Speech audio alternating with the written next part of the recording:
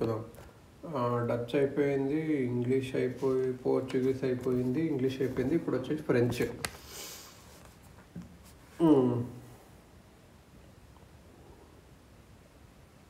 16th సెంచరీలో వీళ్ళకు interest వచ్చింది. కాకపోతే ఇండియాలో వచ్చేసరికి లేట్ వచ్చారు. French last Europeans to come to India trade చేయాలని చెప్పి ఫ్రెంచ్ ఈస్ట్ ఇండియా కంపెనీ అని ఒకటి స్టార్ట్ చేశారు లూయిస్ 14 టైంలో.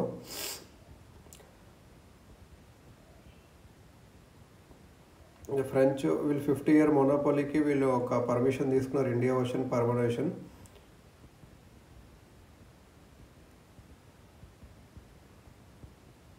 మడగాస్కర్ని కూడా concession in perpetuity for the island of Madagascar king అని ట్రేడరీస్కి ఇచ్చారు. కాన్కరేషన్ అండి. కంపెనీ చాలా మనీ ఖర్చు చేసింది, రిసోర్సెస్ ఖర్చు చేసింది మడగాస్కర్లో. కాకపోతే సక్సెస్ ఏం దొరకలేదు. సో 1667లో ఇండియాకి స్టార్ట్ వచ్చారు. సూరత్లో ఫ్యాక్టరీ ఎస్టాబ్లిష్ చేశారు. ఇంకో అనే మచిలీపట్నంలో ఒక ఫ్యాక్టరీ ఎస్టాబ్లిష్ చేశారు. గోల్కొండ సుల్తాన్ పర్మిషన్ ఇచ్చాడు. షస్తాఖాన్ నుంచి ముఘల్ సుబేదార్ ఆఫ్ బెంగాల్ షస్తాఖాన్ ఉంటాడు కదా, షస్తాఖాన్ వచ్చేసి సుబేదార్ ఆఫ్ బెంగాల్ పర్మిషన్ ఇచ్చాడు. దాంతో ఏంటంటే చందర్ నగర్లో ఒక టౌన్షిప్ కట్టారు. చందర్ నగర్ ఇది కలకత్తా దగ్గర ఉంటుంది. ఒక టౌన్షిప్ కట్టారు. షేర్ఖాన్ లోడి అని చెప్పి గవర్నర్ ఆఫ్ వల్లికొండాపురం అండర్ బీజాపూర్ సుల్తాన్. పాండిచేరి ఎలా అంటే షేర్ ఖాన్ లోడి ఈయన ఎవరు అంటే గవర్నర్ ఆఫ్ వల్లికొండాపురం అండర్ బీజాపూర్ సుల్తాన్. బీజాపూర్ సుల్తాన్ ఉంటాడు కదా, ఈయన ఒక డైరెక్టర్ ఆఫ్ ఫ్రాంకోయిస్ మార్టిన్కి ఒక సైట్ ఇచ్చాడు. పాండిచేరి 1674లో పోయింది అన్నట్టు. ఫ్రాన్సిస్ మార్టిన్ కూడా అప్పటికే గవర్నర్ అయ్యాడు. ఇలా ఫ్రెంచ్ కంపెనీ వచ్చేసి ఫ్యాక్టరీ ఇంకా ఆగ్రాలో కూడా పెట్టింది. మహే, కరైకల్, బాలాసోర్, కాసిం బజార్ ఇక్కడ ట్రేడింగ్ సెంటర్స్ అన్నీ పెట్టింది అన్నట్టు. పాండిచ్చేరిని వీళ్ళు బాగా డెవలప్ చేశారు. స్ట్రాంగ్ హోల్డ్ ఆఫ్ ఫ్రెంచ్ ఇది పాండిచ్చేరి. ఫస్ట్లో వీళ్ళకు ఇబ్బందులు వచ్చేవి. ఎందుకు అంటే డచ్కి ఫ్రెంచ్కి ఒక వార్ స్టార్ట్ అయింది. సో డచ్ పాండిచ్చేరిని క్యాప్చర్ చేశారు. ట్రీటీ ఆఫ్ రిస్విక్ ఒకటి వచ్చి ఒక ట్రీటీ పాండిచ్చేరిని రిస్టోర్ చేసింది ఫ్రెంచ్కి. The Dutch garrison held on it for 2 years అయినా 2 years పెట్టుకున్నారు. తర్వాత పాండిచ్చేరి ఫ్రెంచ్కి వచ్చేసింది.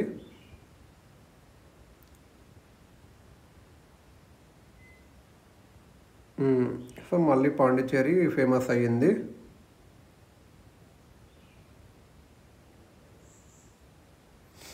వార్ ఆఫ్ స్పానిష్ ససెషన్ యూరోప్లో జరుగుతున్నప్పుడు ఫ్రెంచ్ దాని ప్రకారం ఏంటంటే ఫ్రెంచ్ వాళ్ళ ఫ్యాక్టరీస్ని అన్నీ సూరత్, మచిలీపట్నం అండ్ బంటం వదిలేసి వెళ్ళాల్సి వచ్చింది. స్పానిష్ సక్సెషన్ వల్ల. దాని తర్వాత కూడా ఫ్రాన్సిస్ మార్టిన్ చనిపోయాడు. దాని తర్వాత అంత లేదు. ఫ్రెంచ్ కంపెనీ అంతా రీఆర్గనైజ్ అయింది. పెర్పెచువల్ కంపెనీస్ ఆఫ్ ఇండియాస్గా ఫ్రెంచ్ కంపెనీ రీఆర్గనైజ్ అయ్యింది. దాని తర్వాత లీనియర్ అండ్ డుమాస్ ఇద్దరు గవర్నర్స్ వల్ల ఇది బాగా డెవలప్ అయ్యింది. French India was backed by the French position of Mauritius and Reunion in the southern Indian Ocean. వీళ్ళకు మారిషియస్ ఇంకా రియూనియన్ సౌతర్న్ ఇండియన్ ఓషన్ ఉండడం వల్ల కొద్దిగా అడ్వాంటేజ్ అయింది. ఇప్పుడు వచ్చేసి ఆంగ్లో ఫ్రెంచ్ రివాల్రీ చూద్దాం. అంటే ఇంగ్లీష్ వాళ్ళు ఫ్రెంచ్ వాళ్ళు ఎలా ఇట్లా జరిగినాయి ఇక్కడ అని చెప్పి. బ్యాక్గ్రౌండ్ ఏంటంటే వీళ్ళిద్దరూ ట్రేడింగ్ కోసం వచ్చిన వీళ్ళు పాలిటిక్స్ ఆఫ్ ఇండియాలో ఇన్వాల్వ్ అయ్యారు. వీళ్ళిద్దరికీ పొలిటికల్ పవర్ ఎస్టాబ్లిష్ చేయాలి ఇక్కడని ఒక కోరిక ఉండేది.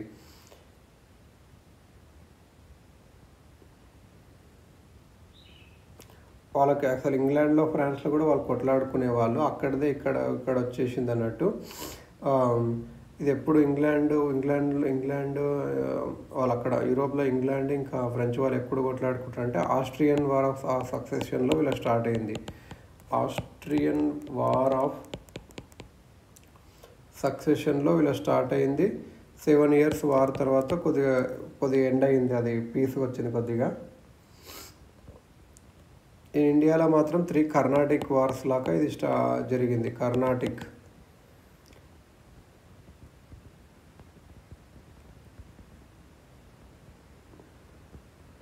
ఈ కర్ణాటిక్ వార్స్లోనే ఇంకా లాస్ట్కి ఇంగ్లీష్ వాళ్ళు గెలుస్తారు అన్నట్టు. 3 కర్ణాటిక్ వార్స్ జరుగుతాయి. వాళ్ళ తర్వాత ఫ్రెంచ్ ఎండ్ అవుతుంది, ఇక్కడ వస్తుంది అన్నట్టు. సౌత్ ఇండియాలో ఏమైంది అంటే 1740లో నిజాం అసఫ్ జా ఆఫ్ హైదరాబాద్ ఉంటాడు కదా. సౌత్ ఇండియాలో హైదరాబాద్లో నిజాం అసఫ్ జా, ఈయన ఓల్డ్ అయిపోయాడు. ఆయన ఆల్రెడీ మరాఠాస్తో కొట్లాడుతున్నాడు వెస్ట్రన్ డెకాస్లో. ఇంకా ఈయన సబార్డినేట్స్ కూడా చచ్చిపోతే ఏం జరుగుతుంది అలా ఆలోచిస్తున్నారు. ఈయన ఎవరితో కొట్లాడుతున్నారు? మరాఠాస్ వెస్ట్రన్ డెక్కన్లో. అలా ఇలా డెక్కన్కి హైదరాబాద్కి సౌత్లో ఏముంది, కొరమండల్ కోస్ట్ ఉంది. అక్కడ ఏ రూలర్ లేడు. కాకపోతే అక్కడ ఓల్డ్ విజయనగర ఎంపైర్ ఉంది మైసూర్లో. కొచ్చిన్ అండ్ ట్రావెన్కోర్ ఉంది మలబార్ కోస్ట్. ఈస్ట్లో వచ్చేసి మదురై, తంజావూరు, తిరుచునపల్లి ఉన్నాయి. సో హైదరాబాద్ అలా డిక్లైన్ అయ్యింది. For the end of Muslim expansion ఇంకా అప్పటితో ఆగిపోయింది. సో ఇంగ్లీష్ వాళ్ళు రెడీ అయ్యారు. హైదరాబాద్ ఎప్పుడైతే రూలర్ వీక్ అయ్యాడో, Maratha kingdom of Thanjavur providing the Peshwa pun and excuse for interference whenever ఈ ప్లీజ్డ్.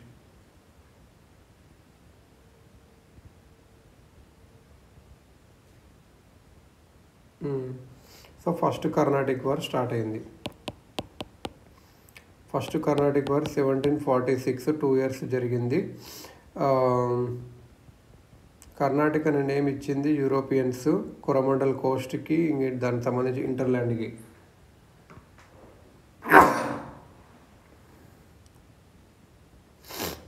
ఇదే అక్కడ యూరోప్లో జరుగుతున్న ఆంగ్లో ఫ్రెంచ్ వార్కే ఆస్ట్రియన్ వార్ ఆఫ్ సక్సెషన్ దానికి సంబంధించిందే ఇది.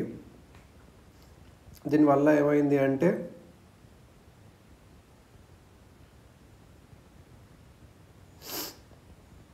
ఫ్రాన్స్ ఇండియాలో వీక్ ఉన్నప్పటికీ బ్రిటిషర్స్ యొక్క హోస్టిలిటీస్ని వీళ్ళు తట్టుకోవాలని డిసైడ్ అయ్యారు. ఇంగ్లీష్ నేవీ ఏం చేసిందంటే కొన్ని ఫ్రెంచ్ షిప్స్ని సీజ్ చేసింది ప్రొవోక్ చేయడానికి. ఈ ఫ్రాన్స్ వాళ్ళేమో రిటలేట్ చేశారు, వాళ్ళు కూడా కొన్ని సీజ్ చేసి. ఇది ఫస్ట్ కర్ణాటక వార్ రిజల్ట్ అన్నట్టు. సో ఫస్ట్ ఇంగ్లీష్ వాళ్ళ షిప్స్. రిజల్ట్ ఏమైంది అంటే ఒక ట్రీటీ సైన్ అయింది, treaty of Aix-la-Chapelle. Aix-la చాప్లేలో గుర్తుపెట్టుకోవచ్చు. ట్రీటీ ఆఫ్ ఆచిన్, దీన్నే ట్రీటీ ఆఫ్ ఆచిన్ కూడా అంటారు. ట్రీటీ ఆఫ్ ఎక్స్-లా చాపిలి और ఆచిన్.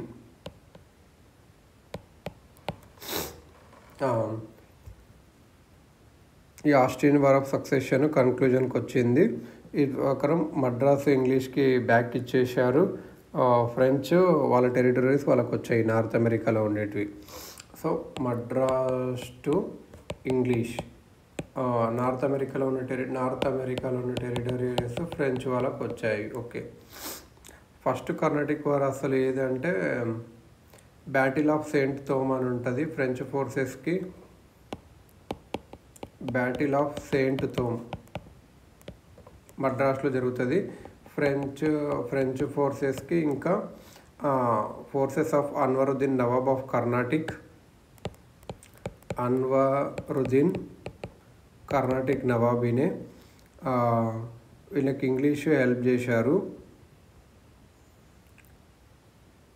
ఈ ఫ్రెంచ్ వాళ్ళు చిన్న ఆర్మీ అన్వరుద్దీన్ నవాబ్ ఆఫ్ కర్ణాటిక్ని డిఫెండ్ చేశారు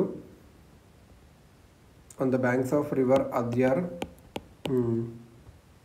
సో అప్పుడు యూరోపియన్స్ రియలైజ్ చేశారు ఒక చిన్న డిసిప్లిన్ ఆర్మీ ఎలా డిఫీట్ చేయగలదు ఒక పెద్ద ఇండియన్ ఆర్మీని. ఇండియన్ ఆర్మీ యొక్క వీక్నెస్ కూడా తెలిసాయి అప్పటికే. సో నేవల్ ఫోర్స్ కూడా ఇక్కడ తెలిసింది ఇంపార్టెంట్ అన్నట్టు. ఫస్ట్ కర్ణాటిక్ వార్ వచ్చేసి battle of Saint Thome. French small Anwaruddin వాళ్ళ ఆర్మీని డిఫీట్ చేశాయి. ఇంకా రిజల్ట్ ఏమంటారు treaty of Aachen or Aix-la-Chapelle. Second Carnatic war వచ్చేసి ఇది ఇండియాలోనే రైవల్రీ స్టార్ట్ అయింది. డూప్లెక్స్ ఉంటాడు కదా ఫ్రెంచ్ గవర్నర్, డూప్లెక్స్ ఈయన French governor.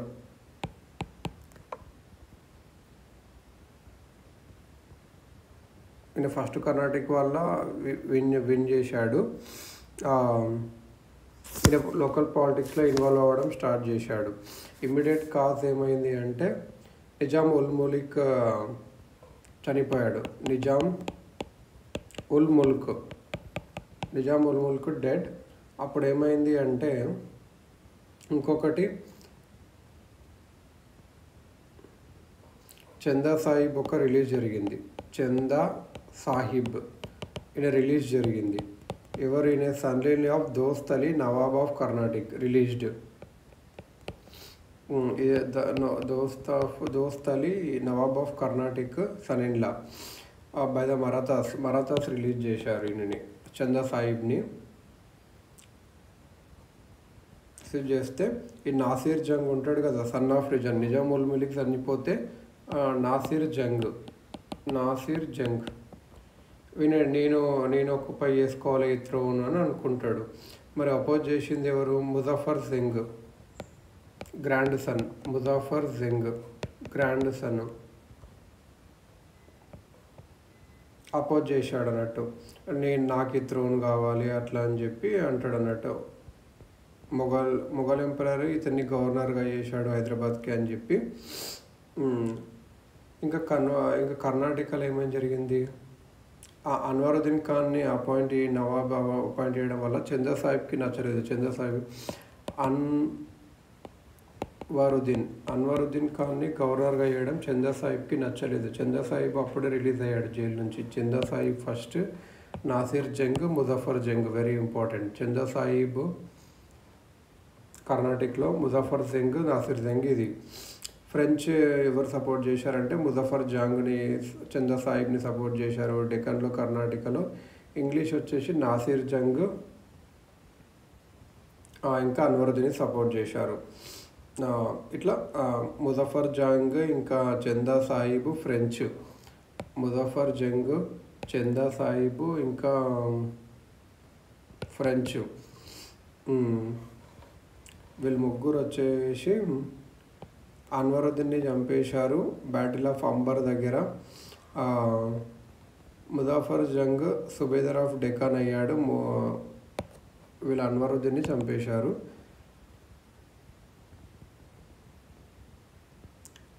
Muzaffar Jung subedar of Deccan అయ్యాడు. డూప్లెక్స్ వచ్చేసి governor of all Mughal territories of south అయ్యాడు ఆఫ్ రివర్ కృష్ణ.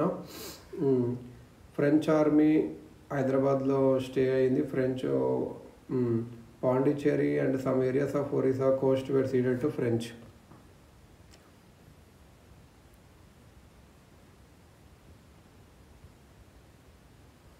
వీళ్ళకి ఎఫెక్టివ్ రెసిస్టెన్స్ టు మహమ్మద్ అలీకి మంచిగా మహమ్మద్ అలీకి మంచిగా అసిస్టెన్స్ ఇవ్వకపోవడం వల్ల రాబర్ట్ క్లైవ్ ఉంటాడు కదా ఒక ఏజెంట్ అప్పట్లో ఫ్యాక్టర్,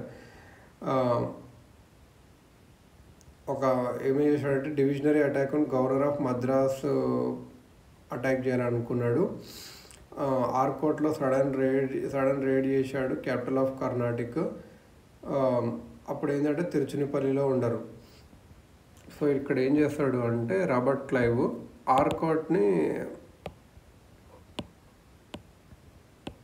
ఆర్కోట్ని అటాక్ చేస్తాడు.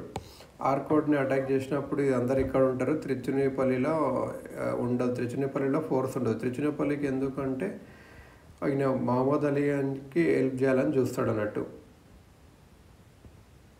చంద్రసాహిబ్ వచ్చేసి తిరుచునేపల్లికి వెళ్ళిపోతాడు.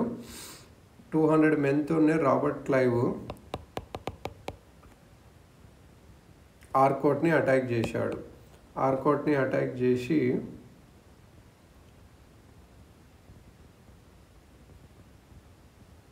చంద్రసాహిబ్ వచ్చేసి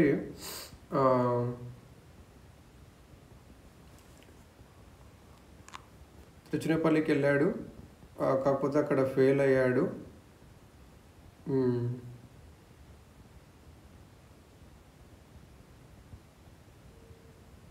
మరాఠా చీఫ్ కూడా వచ్చాడు తిరుచునేపల్లిలో ఇతను హెల్ప్ చేయడానికి.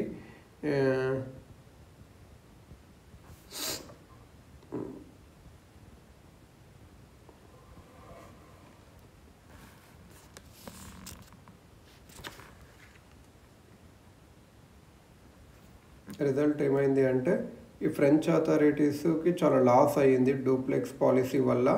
సో డూప్లెక్స్ని ఇప్పుడు బ్యాక్ పిలిచారు. దాని తర్వాత గాడ్ హ్యూ అని చెప్పి కొత్త వచ్చేసి నెగోషియేషన్స్ ఇంగ్లీష్తో చేసి ఒక ట్రీటీ సైన్ చేశాడు. ఫ్రెంచింగ్ ఇప్పటి నుంచి నేటివ్ ప్రిన్సెస్ దాంట్లో గొడవల్లో ఇన్వాల్వ్ అవ్వమని చెప్పారు అన్నట్టు.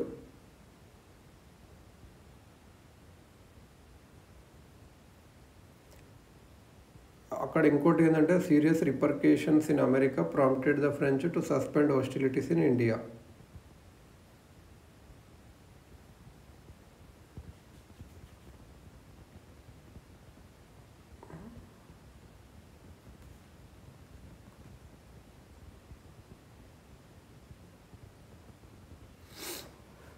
మహమ్మద్ అలీ కర్ణాటకలో సలాబాద్ జంగ్ హైదరాబాద్లో క్లయింట్స్ అయిపోయారు ప్యాటర్న్ కన్నా.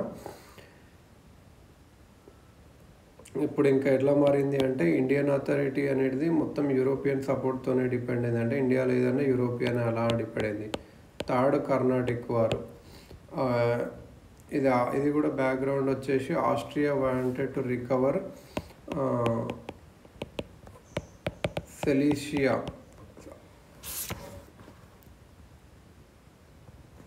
సో బ్రిటన్ ఫ్యాన్స్ మళ్ళీ ఇప్పుడు అపోజిట్ సైడ్ వచ్చేవి. ఇండియాలో వచ్చేసి ఫ్రెంచ్ ఆర్మీ వచ్చేసి ఇంగ్లీష్ ఫోర్ట్స్ని కొన్ని క్యాప్చర్ చేసింది విజయనగరంలో, సెయింట్ డేవిడ్ని. ఆ ఇంగ్లీష్కి కోపం వచ్చేసి ఫ్రెంచ్ ఫ్లీట్కి డిఫీట్ చేశారు. ఇక్కడ జరిగిన ఒక బ్యాటిల్ ఆఫ్ వ్యాండీ వాష్ వచ్చేసి ఇది డిసిసివ్ అని చెప్పొచ్చు. ఇంగ్లీష్ గెలిచారు. 1760లో జరిగింది. వ్యాండీ వాష్ ఓర్ వండవాసి తమిళనాడులో అంటారు. వీళ్ళు ఇంగ్లీష్ మొత్తం ఫ్రాంచ్ ఆర్మీని మొత్తం డిఫీట్ చేశారు.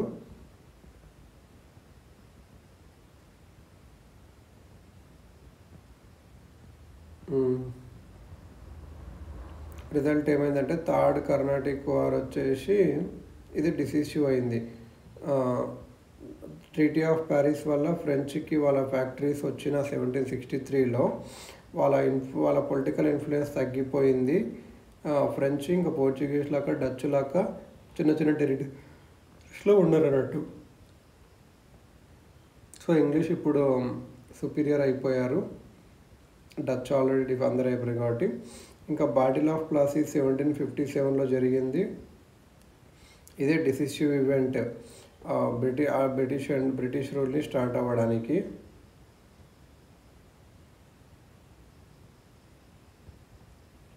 వ్యాండీ వాష్లో జరిగిన వార్ ఉండొచ్చు, ప్లాసీ జరిగిన 1757లో అది కూడా ఉండొచ్చు. కానీ వ్యాండీ వాష్ వార్ చాలా ఇంపార్టెంట్ అన్నట్టు వాళ్ళకి, ఎందుకంటే ఏ యూరోపియన్ రైవల్ లేదన్నట్టు.